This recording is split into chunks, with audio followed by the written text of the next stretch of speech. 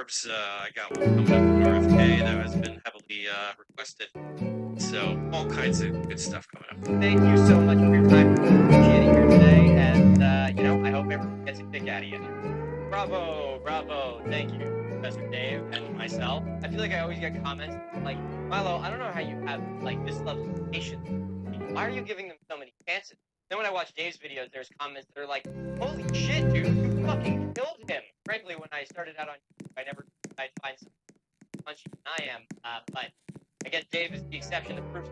If you haven't seen any of Dave's content yet, you should definitely go check it out. He's got a lot of great debunks on a lot of different topics, including the great big pseudo-archaeology debunk I think all of you very much enjoyed, covering some characters that I haven't even dipped my toes in yet. For those of you that enjoyed talking about, you should definitely go check out Professor Dave's video on RFK Jr. If you're pissed off about the shit that I said in my video, you should really go watch his, because, oh my god. So anyway, Dave, thank you again for coming on. It's a real pleasure to have you here. Are you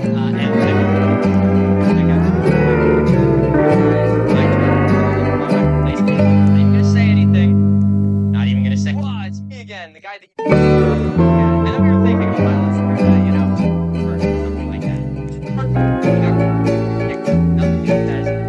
But really, I'm here for nothing. This is actually pretty crazy, guys. All right, this is a big one. This one's so big, you might need a drum roll, and everyone hold your breath. Drum roll, please. Your boy is going on tour. Whoa, everybody, pause. I know. Greatest Dave. I've been talking about doing tour for a long time. I think I even mentioned spring that I was right. It's been fucking knowing for the whole summer in 1950. And at long last, we can finally announce Milo Rossi all of 19 still. That was stated by Adam. We're going to have on like talking under me right now. Talking about the games, trust lands, and importance. And how propaganda, lecture style talks, and event space, along with those talks, we're also going to have I'm a goddamn nerd. Love doing this so much that I voluntarily committed my tour, so I have to ask the same goddamn question. Like, 10 nights. A lot of the movie nights are going to be telephone, bars and rooms. There's going to be fucking fun. The only thing that's more fun than drinking in person. Okay, I see. I'm going to come out right now. Burning question. Where and when? That's the question. Just to narrow down some of the venues. We do have the dates and the cities. The dates will be on screen here. So all you know, we're going to crossing the border into Connecticut. Stops in from there, I will launch my former college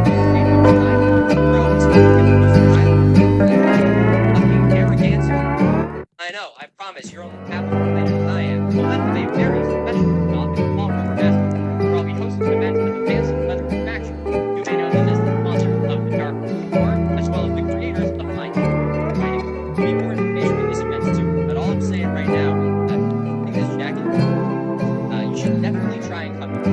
After Fall River, we're going to be shipping up to Boston, my home fucking city, baby, which brings us into November with our 4 final destinations. Princeton, New Jersey, Philadelphia, Pennsylvania, and Baltimore, Maryland. Each one of these cities will have at least one talk and one trivia night, as well as special merch, bag, and for myself.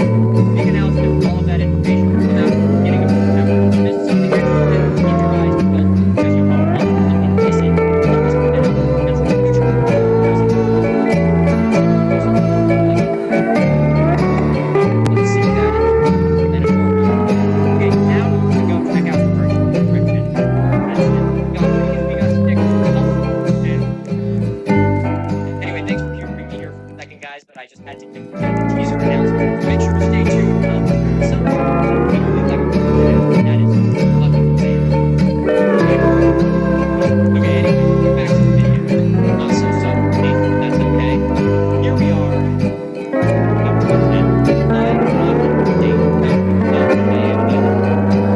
I want nothing more than to go back to making fun videos that aren't 2 hours.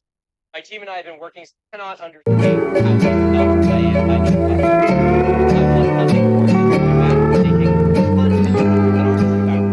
My team and I have been working since January on a video about Poverty Point, and I think it's safe to say that all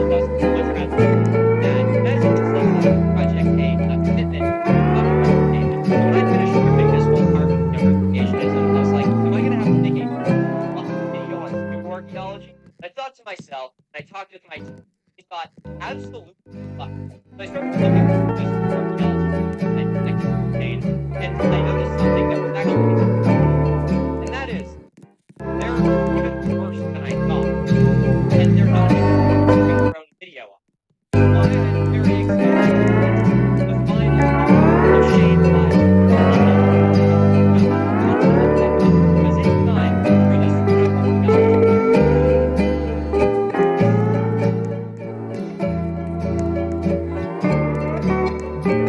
As I was I noticed that they had a shocking low percentage of actual content to him just sort of rambling and selling things. Again, say what you will about Phillips, but his pseudo-archaeology videos were like 3 to 4 minutes long, and he actually said a lot of things. Where with Shane, it's more like each video is about a minute long, and maybe like 15 seconds of it is actually saying something. So what I did is I collected like 25 of my favorite archaeology videos with Shane, and I boiled them down to their essential elements, to their essential oils. And I took all of those essential oils and made this pseudo-archaeology, where we are going to do a lightning round. I guess more of a lightning round than anything lightning. Well, lightning. You're making a 3-part series where each part is 2 hours long. There's no such thing as fucking lightning. There's no such thing as lightning. Oh my god! Did you know that the ancients used to believe that lightning could increase your fertility? Modern men's sperm count. Now, honestly, it was a little bit tough for me to trim the fat off because most of the things that he says in his videos are his little things like this. Ancient mysteries that contradicts the official narrative. And there's a bit of a cover-up going on already. Well, them involved in the cover-up of many things. What do we really know about the history of this earth other than what the program holds? And I'm sure you'll agree with me when I say that these are my favorite part of the video. So I also took all of this fat and boiled it down into its own essential oil for a glorious grand finale fireworks display of craziness at the very end of this video. But before we get to that, I'm going to use this opportunity to flex my archaeology debunking muscle with all of these points that I've debunked a million times over by speed running through like 25 fucking videos. We're kicking this shit off with giants. Editing team, you know what to do. So we have these giant. The doors were giant because they looked cool and they were on buildings that were also giant. They're also only a few hundred years old, so if human giants were involved with them in any way, we would have a lot more evidence than just big fucking doors. Newspaper of the 1800s. Prehistoric giant skeleton found in Arizona. Prehistoric giant with very long arms found. Maryland. Gigantic skeleton of a giant found. There are 2 reasons why discoveries of giant bones cropped up in newspapers in the late 1800s and 1900s. Firstly, everyone knows about Native American grave sites all across the country. Since these idiots weren't archaeologists, they could find flex on your neighbor. The second reason, and I cannot believe I have to explain this to Shane of all fucking people, is that the job of the newspaper is not telling the truth, it's selling newspapers. The newspaper market was really competitive at this time, so if newspapers ran articles like this, they'd sell more papers, make more money. It's crazy to me who doesn't shut up about the corrupt Main Street yet, but his 100% faith in an issue of the Santa Fe New Mexican from 1910. Smithsonian Institute comes along, proves them up, says, "Gotta check, make sure they're authentic," and then they.